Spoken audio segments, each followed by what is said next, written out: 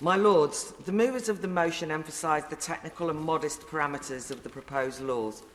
But since I've been in this House, I've endlessly been told that legislative changes send important messages, and it's the possible messages of this bill which leads me to oppose it. Taking a step back, what's our message if we encounter someone who implores us to help as they are suffering unbearably, who tell us they're in intense pain, their life not worth living, who are disgusted by their own body, who beg for help to take control over how and where they die? We are urged here to be compassionate and concede to these understandable suicidal thoughts.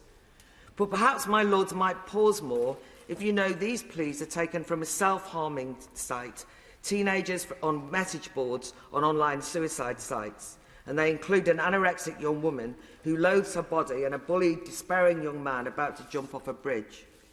To note in their minds they are suffering just as much pain as the terminally ill citizens this bill addresses.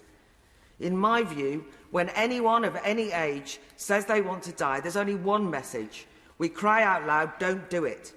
We must remain loyal to the value of their life and not accede to their subjective wishes, however heartfelt. Our message should be, if you're in unbearable pain, let society hold your hand, mop your brow, surround you in a genuine protective ring of social solidarity, with palliative care, of course. And we must say, however malfunctioning your body or demented or disturbed your mind, you are still you. And every moment you are alive is precious to us all, and you are not a burden. And a note to my fellow libertarians, your agency, autonomy and desire for control will not be honoured by handing over your death to doctors, the law courts and the state. What message we send matters because of two powerful contemporary trends. Younger generations have been inculcated with and internalised a new form of cultural pessimism.